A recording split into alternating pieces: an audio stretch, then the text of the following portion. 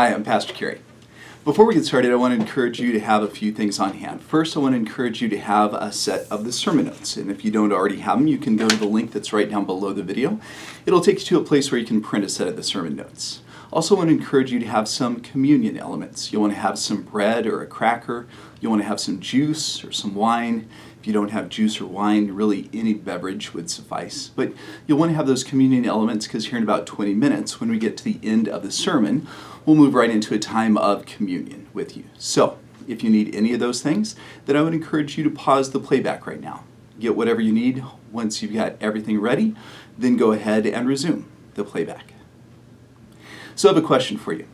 When was the last time you were really seriously lost? Has it been a while? Hopefully. You know, in this digital age of smartphones and all the other GPS technology that we have, it isn't that easy to get hopelessly lost these days. But if you're as old as I am, then you definitely remember a time when it was really easy to get hopelessly lost. The last time I can think of when I was seriously lost was when I was in my 20s. I had gone skiing with some other kids from my church. And we had gone up for the final run of the day. This was a ski area that we went to every year. And it was a ski area where there were a number of places where you could go out of bounds. Kids, don't try that at home. You're never supposed to ski out of bounds. Should I not be saying this? All right, pretend I never said this. But we would go skiing out of bounds. And we had certain areas that we liked to go skiing out of bounds. There were kind of some fun little runs that we could go on, and you'd go out of bounds, and then you'd come right back in bounds. And with this being not only the last run of the day, but this was actually going to be the last run of this particular ski trip, I said to my friend, who I would say was far more adventurous and far more of a risk taker even than I was, I said, hey, let's go out of bounds all the way up at the top. And my friend said, no, it's marked. It says, do not go under the rope. And I said, yeah, it'll be fine. We'll just kind of parallel the ski area and we'll come back in bounds after a little ways. And he's like, I don't think that's a good idea. And I was like, come on. And so I talked my risk-taking friend into going on this thing that he didn't think was a very good idea. What could possibly go wrong, right? And so we went skiing out of bounds, and I am not sure exactly what happened, but I do know this. The reason that they had it marked very clearly, do not go under the rope, do not go skiing out of bounds at that particular area, is because after we had been skiing for just a few minutes, we suddenly found ourselves at a place where we were kind of bottomed out. In other words, we couldn't keep going down. Not only were we kind of bottomed out to where we couldn't go down anymore, but we noticed right away that there were no ski tracks where we were. The thing is most of the other places at this particular ski area where we had gone skiing out of bounds, there were other ski tracks. There were other people that had gone skiing out of bounds. So it's not as if we were blazing new trails in these other parts of the ski area where we had gone skiing out of bounds. But on the final run of the day, on the final day of this ski trip, I had talked my buddy into going into this area that was clearly meant to be off limits. We had bottomed out, and now we had no choice but to take off our skis and start hiking to try to get back to wherever the ski area was at this point. We didn't know. I mean, we knew that we needed to go to our left because that's where we had gone out of bounds up at the top. We had gone out of the bounds to the right, bottomed out, so now we needed to go back left. That's all we knew. And so we hiked, and we got to the point where we finally were able to put our skis back on. We were able to ski a little bit. But again, my friend was pretty alarmed about the fact that it had been a long time now that we had been hiking, that we had been out of bounds, and that we had not seen any other ski tracks whatsoever. My best guess at this point is that there must have been some sort of valley up at the top that if you went skiing out of bounds there, it took you completely away from the ski area. Again, that's a guess. And of course, as we were skiing, we didn't realize what was going on. But we were lost, hopelessly lost. Neither of us had cell phones on us. This was actually before the age of cell phones. This was right before the age of cell phones. Even so, there wouldn't have been a reception out there. We were, I think we both knew that we were in trouble, and we were just trying not to admit it. I certainly was trying not to admit it, since I was the one who talked us into this. So we kept hiking, and then we'd ski where we could ski, and then we'd hike where we had to hike, and we kept trying to go back to where we thought the ski area was. And it felt like we had been gone and out of bounds. It felt like forever. I mean, it felt like it had been at least an hour. And I'm getting really worried. My friend was getting really worried.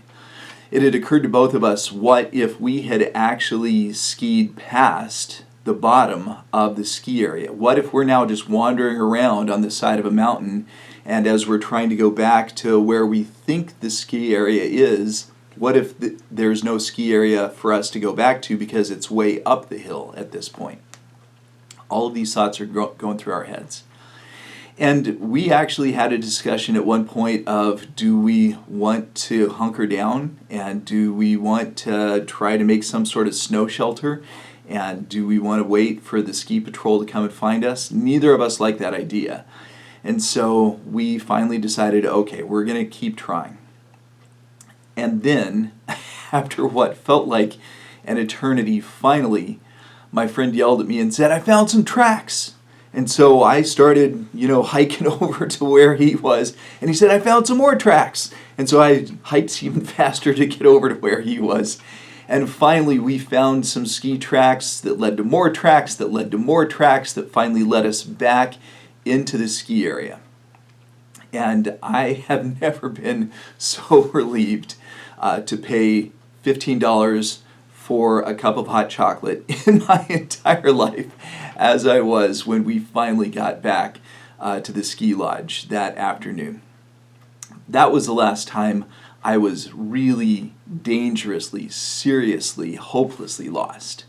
And hopefully the last time, for that matter. The reason I bring that up is because the title of our sermon today is "To Seek and Save the Lost." And so as we get ready to jump into this passage, a question that I have for you is, who is the lost in this passage? I want you to think about that as we go through this passage. Right now we're going to go ahead and take a look at the lectionary gospel reading for October 30th of 2022. We're taking a look at Luke chapter 18, verse 35. We'll continue on through Luke chapter 19, verse 10, and this is the complete passage. Starting with Luke 18:35. As Jesus approached Jericho, a blind man was sitting by the roadside begging. When he heard the crowd going by, he asked what was happening. They told him, "Jesus of Nazareth is passing by." The blind man called out, "Jesus, Son of David, have mercy on me." Those who led the way rebuked him and told him to be quiet. But he shouted all the more, "Son of David, have mercy on me." Jesus stopped and ordered the man to be brought to him. When he came near, Jesus asked him, "What do you want for me to do for you?" "Lord, I want to see," he replied. Jesus said to him, "Receive your sight. Your faith has healed you." Immediately, the blind man received his sight and followed Jesus, praising God. When all the people saw it, they also praised God. Jesus entered Jericho and was passing through. A man was there by the name of Zacchaeus. He was a chief tax collector and was wealthy. He wanted to see who Jesus was, but because he was short, he could not see over the crowd. So he ran ahead and climbed a sycamore fig tree to see Jesus, since Jesus was coming that way.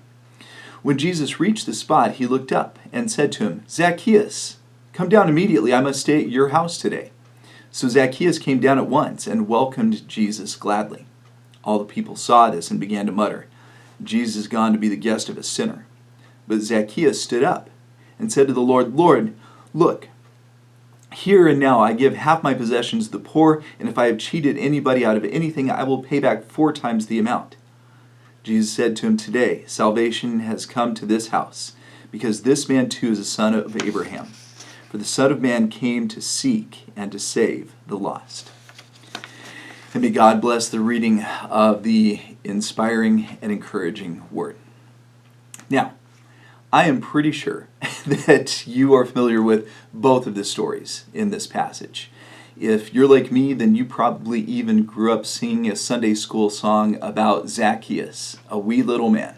And so, what I'd like to do right now is very quickly, take a look at just a few of the verses in this passage. We're not going to go over this passage with a super fine-tooth comb, but after we take a look at a few of the verses in this passage, then we'll focus on 4 of the lessons that this passage has for us.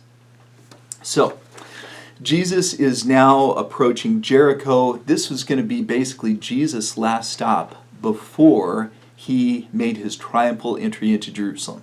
I realize that isn't jumping off the page at you, but I hope you'll take my word for it. This is basically the last thing that Jesus did before Jesus made his triumphal entry into Jerusalem. Actually, there's another parable that he tells after this, but this is immediately before the triumphal entry into Jerusalem. He has basically reached the end of his earthly ministry, and this is how he's ending his earthly ministry before the crucifixion and the resurrection, before the Passion Week. So Jesus is approaching Jericho, and there's a blind man there who is a beggar, because that day and age, that's what you had to do if you were blind, which is incredibly sad, incredibly tragic. But he hears this commotion, he says, "What's going on?" And the people say, "Jesus of Nazareth is going by." Now, one of the things that's important here is that we need to remind ourselves that 2,000 years ago, the way that most people referred to Jesus was exactly that. Most people 2,000 years ago referred to Jesus as Jesus of Nazareth, because there were a lot of people named Jesus. Jesus is the Greek translation of the name Joshua. Well, think about how many people you know that are named Joshua. Lots, right? And they didn't have last names per se 2,000 years ago. And so the way that they distinguished this Joshua, this Jesus, from the others is they said, "This is Jesus of Nazareth. This is Joshua of Nazareth." But you notice what the blind man then does is he calls out to Jesus as Jesus, son of David. Now, what does that mean, son of David? Well, what the blind man is saying is Jesus, Messiah. Anytime you see that phrase, son of David, in the New Testament, you should think of that as Messiah. And I know you're probably thinking to yourself, well, Pastor Kerry, I thought you said that anytime we see son of man, that son of man equals Messiah. You're right. And son of David also equals Messiah. So the people have said it's Jesus of Nazareth. This is that Jesus, the Jesus that's from the tiny, tiny town of Nazareth. But the blind man says, Jesus, the Messiah. And so they're telling him, be quiet, be quiet. And then he shouts all the more, Son of David, Messiah, have mercy on me. So Jesus comes to him and says, what do you want? And he says, well, what do you think I want? I want to be healed. And Jesus says, you are healed. Your faith has healed you. And he becomes a follower in that very moment of the Messiah. Then they head into Jerusalem, or rather they head into Jericho.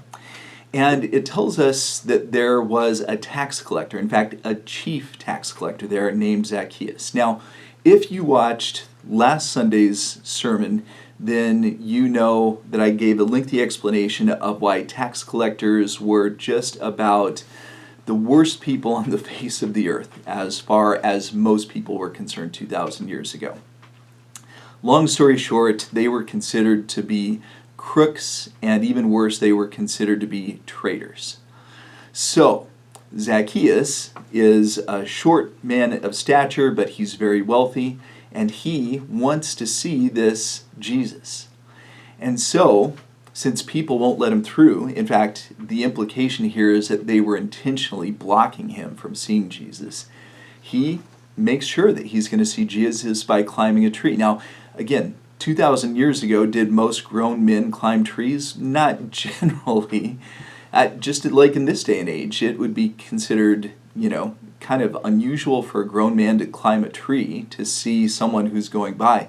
2,000 years ago in that culture, it was considered very undignified for a grown man to climb a tree. But Zacchaeus was willing to do it because he really wanted to see him. Jesus gets to the spot, and he looks up, and he calls Zacchaeus by name. And he says, "You need to come down. I'm heading to your house." So Jesus, through his divine power, knew who it was, knew that Zacchaeus needed Jesus to come and spend some time with him. Now, the people that are standing around aren't very happy about this, because most of the people that lived in Jericho undoubtedly thought very poorly of Zacchaeus. And they start muttering, well, he's going to go and hang out with that sinner. And Zacchaeus is already so moved by Jesus' willingness to reach out individually to him and go to his house that Zacchaeus has this moment of clarity where he says, "Look, I know that you guys don't like me. I know that you think that I'm a traitor. I know that you think I've ripped you off. Well, I'm going to make things right now." He says, "I'm going to give half of my possessions to the poor," which just goes to show he obviously had a lot of possessions, a lot more than he needed, obviously. And he said, "If I've cheated anybody out of anything, I'll pay back 4 times the amount." And it's probably safe to say that Zacchaeus had cheated at least a few people out of a few things. So Zacchaeus has some pretty serious bills that he's about to pay, but he was willing to do it because his heart in an instant was changed the moment that Jesus reached out to him. And then Jesus responds to Zacchaeus' statement and says, "Salvation has come to this man's house." And Jesus then refers to himself, finally, a title that for the most part, during most of his earthly ministry, Jesus has been avoiding the title of Messiah. But now notice, right as he's getting ready to make his triumphal entry into Jerusalem, Jesus says, "The Son of Man, the Messiah, has come to seek and to save the lost." There's that sermon title again. So, what I need to do really quickly now, because I am short on time, that 23:46 mark is coming up fast, is I need to take us through the 4 lessons this passage has for us. And the first lesson is this: as disciples, we must have a clear understanding of who Jesus is. As disciples, we must have a clear understanding of who Jesus is. Because in this passage, the people that are watching Jesus enter Jericho, when the blind man says, "Who is it?" they say, "Oh, it's Jesus of Nazareth." But the blind man obviously has heard about Jesus and obviously at least hopes that what he's heard about Jesus is true, because he says, "No, not Jesus of Nazareth, Jesus, son of David, Jesus the Messiah." And so the question for us then becomes, do we have a full and complete understanding of who Jesus is? Look, I think just about everybody in the world has some belief in at least the existence of Jesus as a human being 2,000 years ago. The question is, does our belief and our understanding, is it as complete as it should be? And I think for most of us who are disciples, we would say, I believe that Jesus was and is and always will be my Savior. The word Messiah has the implications of Savior. And I think all of us who call ourselves disciples would say that Jesus is God. God in the flesh 2,000 years ago, God in my life. Jesus is God in every possible sense. And so my hope is that just like the blind man had a fuller understanding than the other people, that we have a full and complete understanding of who Jesus is. That is the first lesson. The second lesson is this: as disciples, we shouldn't allow anything to come between us and Jesus. Now, maybe that's kind of an obvious lesson for me to make in this passage, but Zacchaeus was obviously being blocked from seeing Jesus, so you know what he did? He did what would have been considered undignified, and he climbed a tree so that he could see Jesus. And the question for you and me is, what is standing between us and Jesus? What's standing between me and Jesus? What's standing between you and Jesus? Do you need to move it out of the way? If you can't move it out of the way, do you need to go around it? If you can't go around it, do you need to climb a tree? Look, you and I need to do whatever needs to be done so that nothing comes between us and Jesus. That is the second lesson. The third lesson the passage has for us is this. As disciples, we should reach out to those whom others have rejected. As disciples, we should reach out to those whom others have rejected. Zacchaeus, in this passage, had been obviously shunned and rejected by the other people in his town, in the town of Jericho. And one of the things that I've talked about before is the fact that as disciples, it's so important for us to look for those who are hurting. It's so important for us to look for those who have been rejected and to reach out to them. And again, I know I've talked about this before, and I promise you I'm going to talk to you about it again. There are so many awful things that happen in this world because there are young people or older people really of all ages, who have felt rejected. And I just wish that someone would have reached out to them. Maybe that can be you. Maybe that can be me. Obviously, that's something that Jesus has called us to do. That's what Jesus did with Zacchaeus in this passage.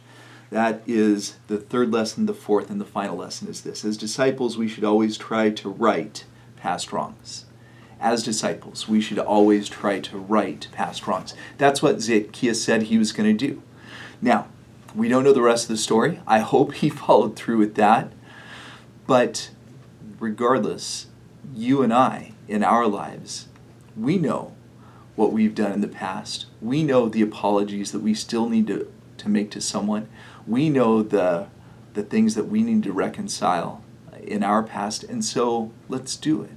Let's right those past wrongs, just as Zacchaeus said he was going to in this passage. Started off by asking the question, who is the lost in this passage? And an obvious answer is, well, Zacchaeus.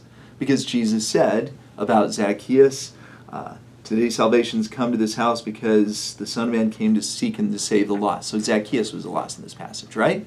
Yes, he was. What about the blind man? He was lost, probably literally lost without his vision. He was lost. But the ultimate answer to this question is all of us. Friends, all of us were lost. And Jesus came to seek and to save all of us.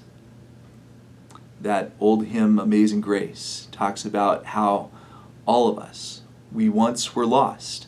There's that word lost. All of us. We once were lost, but now we're found. We're blind, just like the blind man in this passage, but now we see.